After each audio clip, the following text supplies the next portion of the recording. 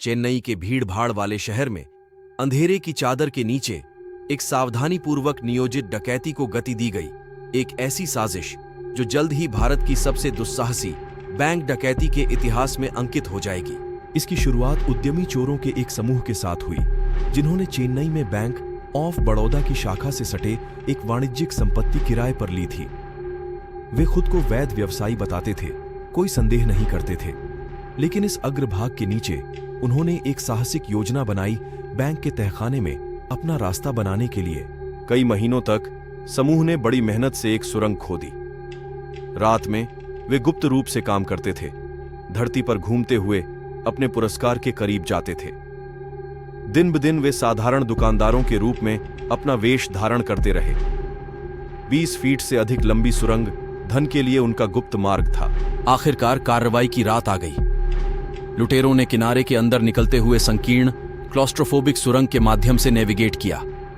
उनके सामने सुरक्षित जमा डिब्बों का खजाना रखा गया था। सटीकता के साथ वे उनमें घुस गए। उनके हाथ गहने, नकदी और अन्य कीमती सामानों से भर गए।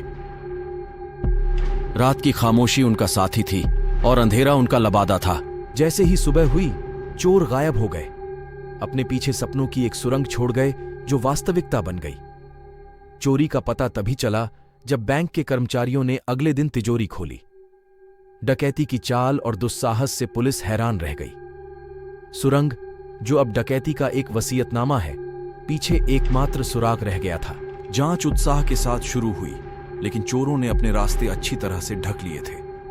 पुलिस ने इन आधुनिक तिल डाकुओं की पहचान को एक साथ जोड़ने की कोशिश करते हुए सुरागों के माध्यम से तलाशी ली। इस सिनेमाई शैली की डकैती की चर्चा से शहर गुलजार हो गया। चेन्नई बैंक डकैती न केवल चोरी के लिए, बल्कि इसके निष्पादन की सरासर साहस और सरलता के लिए जनता की स्मृति में अंकित रही।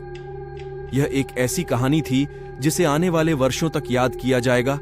उस रात की याद दिलाती है जब एक सुरंग भारतीय इतिहास में सबसे सनसनीखेज डकैती में से एक थी।